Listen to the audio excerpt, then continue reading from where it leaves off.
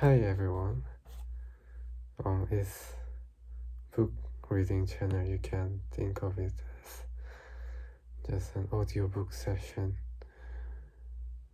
just to be calm. Yeah. Okay, let's begin. I'm almost done with this book. It's called The Notebook by Nicholas Spark. Okay. If you don't want any spoiler, you need to find another video of this book, cause it's almost at the end of the story.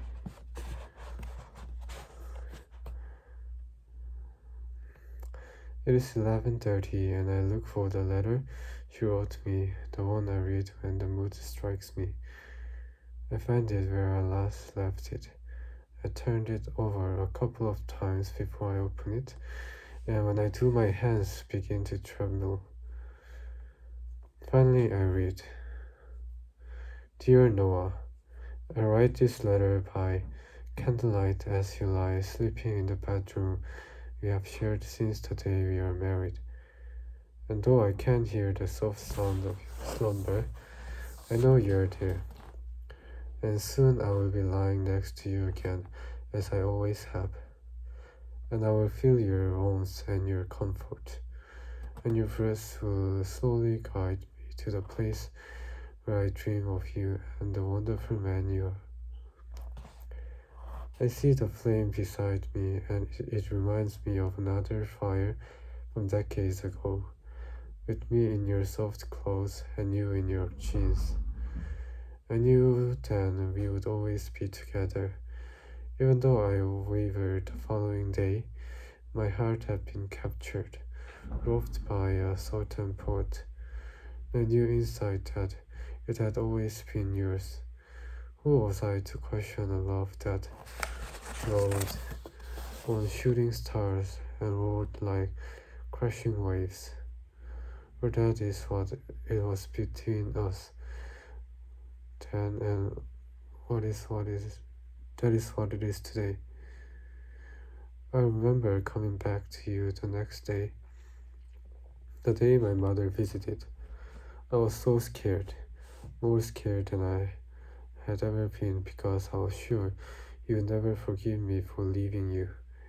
I was shaking as I got out of the car, but you took it all away with your smile, and the way you held your hand out to me. How about some coffee? Was all you said. And you never brought it up again in all our years together. Nor did you question me when I would leave and walk alone the next few days.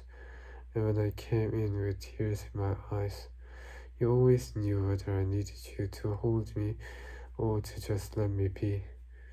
I don't know how you knew, but you did, and you made it easier for me. Later, when we went to the small chapel and traded our rings and made our vows, I looked in your eyes and knew I had made the right decision. But more than that, I knew I was foolish for ever considering someone else. I have never wavered since. We had a wonderful life together. I think about it a lot now. I close my eyes sometimes and see you with speckles of gray in your hair, sitting on the porch and playing your guitar while little ones play and clap to the music you create. Your clothes are stained from hours of work and you are tired. And though I offer you time to relax, you smile and say, "That's what I am doing now." I find your love for our children very sensual and exciting. You're a better father than you know. I tell you later, after the children are sleeping. Soon after, we peel off our clothes and kiss each other, and almost lose ourselves before we are able to sleep between the flannel sheets. I love you for many things, especially your passions, for they have always been those things which are most beautiful in life: love and poetry, fatherhood and friendship, and beauty and nature. And I'm glad you have taught the children these things, for I know their lives are better for it. They tell me how special you are to them, and every time they do, it makes me feel like the luckiest woman alive. You have taught me as well, and inspired me, supported me in my painting, and you will never know how much it has meant to me. My works hang in museums and private collections now, and though there have been times when I was frazzled and distracted because of shows and critics, you were always there with kind words, encouraging me. You understood my need for my own studio, my own space, and saw beyond the paint on my clothes and in my hair, and sometimes on the furniture. I know it was not easy.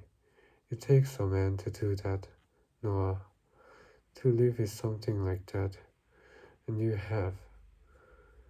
For 45 years now, wonderful years.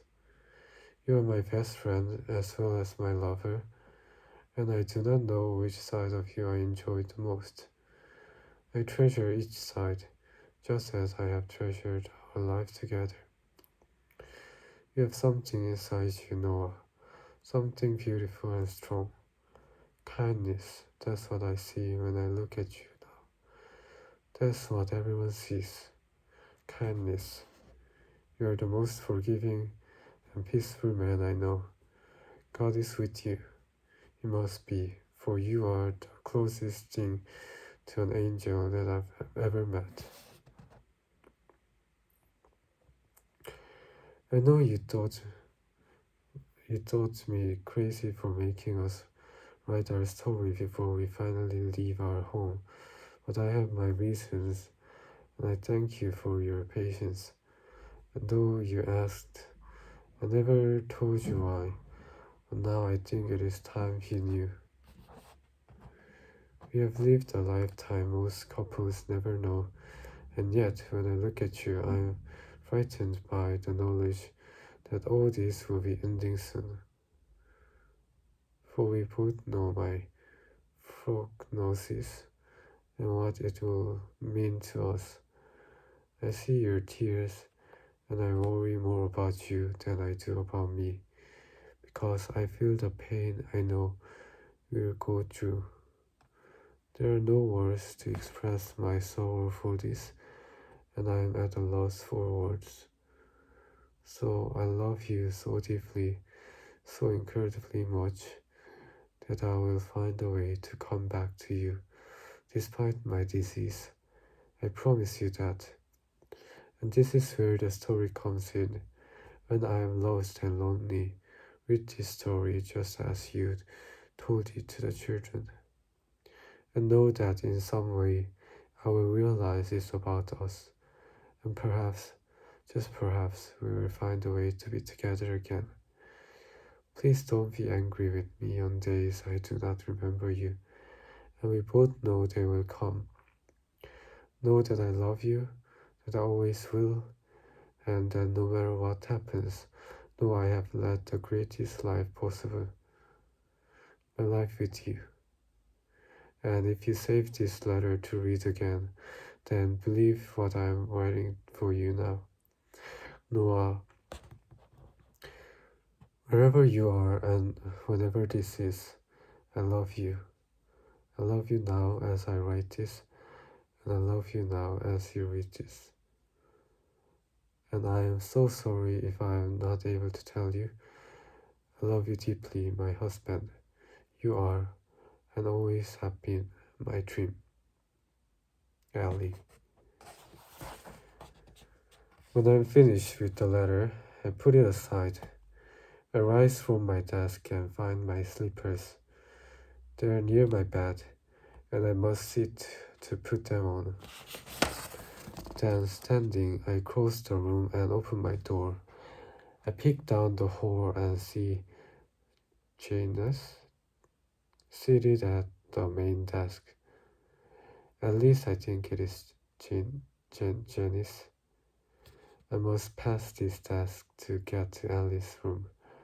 But at this hour, I'm not supposed to leave my room, and Janice has never been one to bend the rules. Her husband is her lawyer.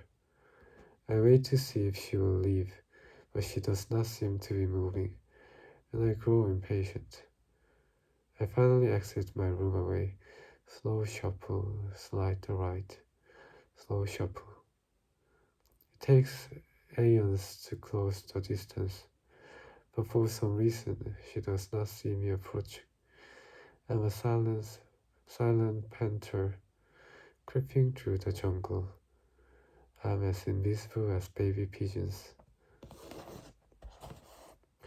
In the end, I'm discovered, but I'm not surprised. I stand before her. Noah, she said, what are you doing? I'm taking a walk, I say. Can't sleep. You know you're not supposed to do this. I know. I don't move, though I'm determined. You're not really going for a walk, are you? You're going to see Ellie. Yes, I answer.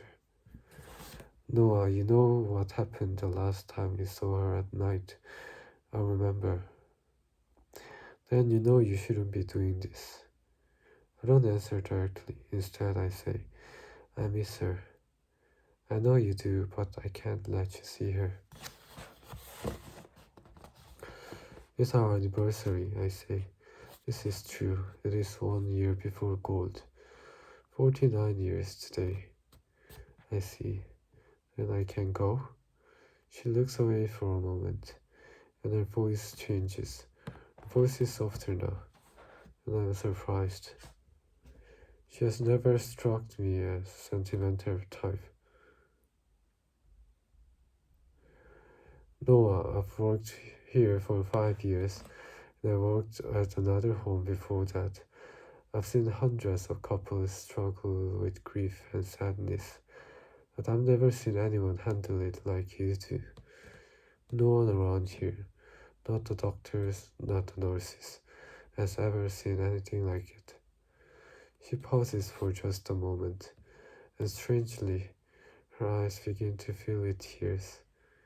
She wipes them with her finger and goes on.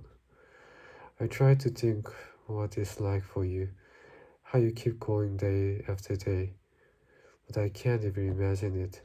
I don't know how you do it. You even beat her disease sometimes, even though the doctors don't understand it. We nurses do. It's love. It's as simple as that. It's the most incredible thing I've ever seen. Lump has risen in my throat, and I'm speechless. But Noah, you're not supposed to do this, and I can't let you. So go back to your room. Then, smiling softly and sniffling and shuffling some papers on the desk, he said, me, I'm going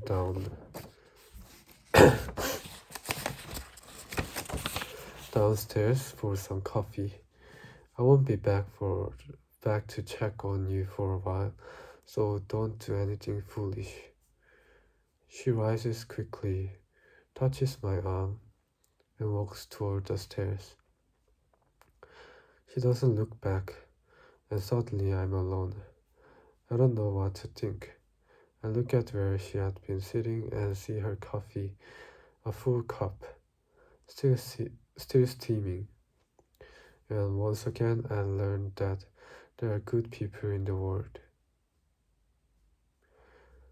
I'm warm for the first time in years as I begin my trek to Alice's room.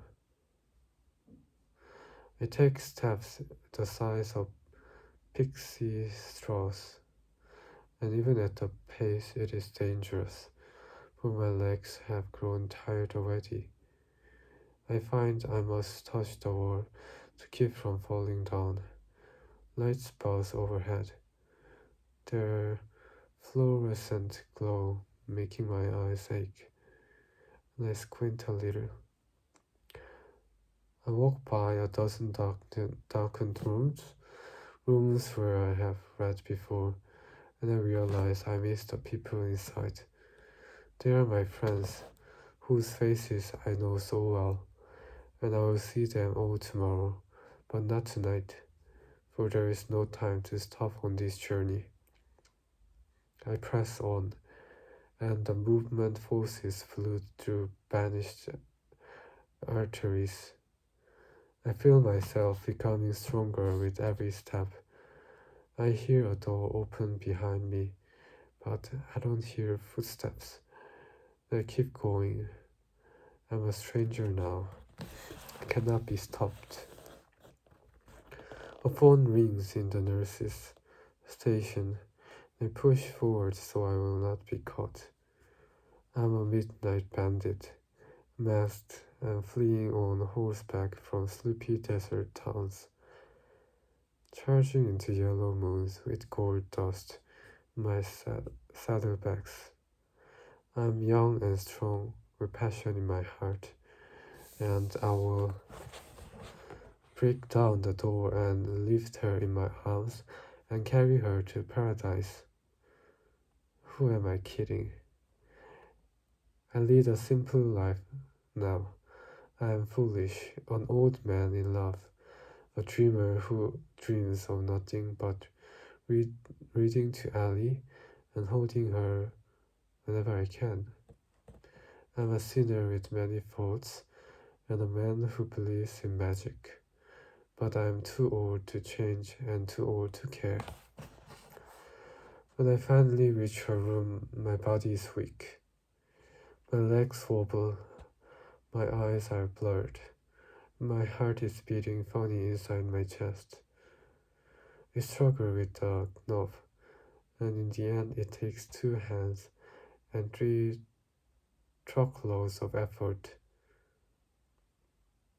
The door opens and light from the hallway spills in, illuminating the bed where she sleeps.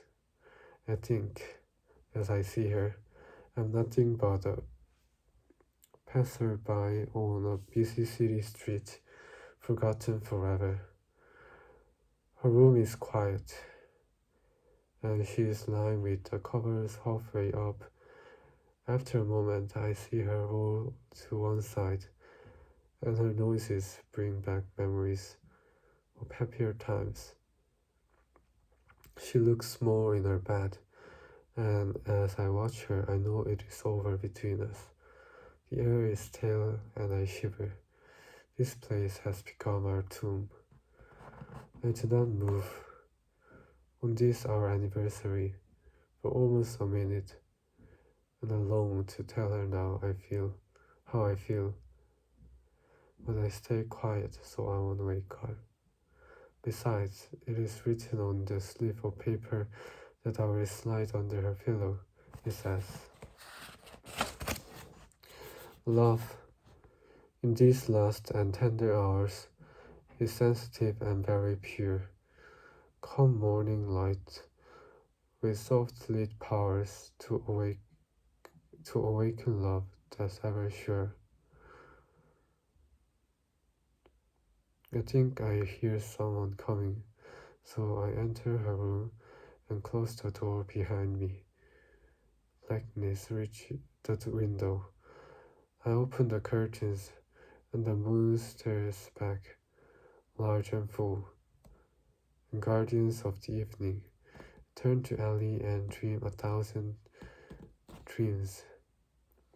And though I know I should not, I sit on her bed while I slip the note beneath her pillow.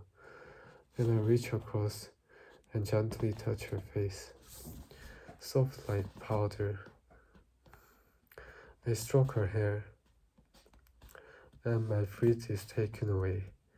I feel wonder, I feel awe, like a composer first discovering the works of Mozart.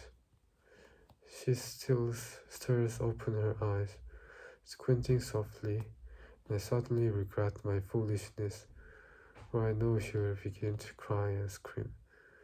Oh, this is what she always does. I'm impulsive and weak. This I know, but I feel an urge to attempt the impossible and I lean toward her. Our faces drawing closer. 네, 네, 네, 주무세요.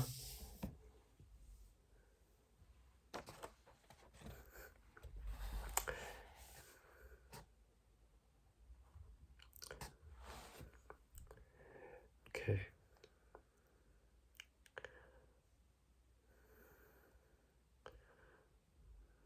Where are we? Where am I? Attempt this also faces. Oh. I feel an urge to attempt this, the impossible, and I lean toward her, our faces drawing closer. And when her lips meet mine, I feel a strange tingling I have never felt before. In all our years together, but I do not pull back. And suddenly a miracle, for I feel her mouth open, and I discover a forgotten paradise, unchanged all this time, ageless like the stars. I feel the warmth of her body, and as our tongues meet, I allow myself to slip away, as I have so many years ago. I close my eyes and become a mighty ship in churning waters, strong and fearless, and she's my sails. I gently trace the outline of her cheek, then take her hand in mine. I kiss her lips, her cheeks, and listen as she takes a breath.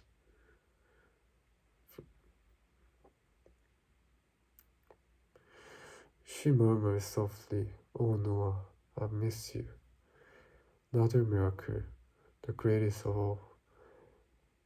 And there is no way I can stop the tears as we begin to slip toward heaven itself. For at that moment, the world is full of wonder as I feel her fingers reach for the buttons on my shirt, and slowly, ever slowly, she begins to undo them one by one.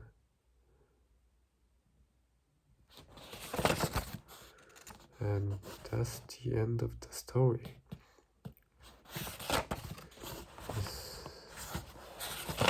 Yeah, there are photos of the movie. I've actually first known this story from the movie, the Notebook movie.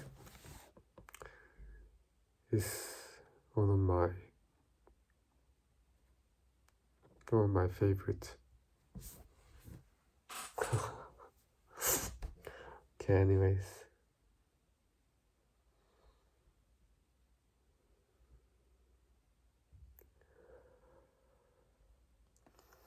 Thanks for watching.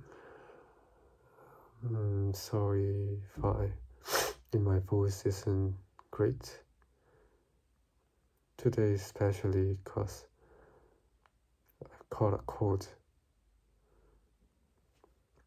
Anyways,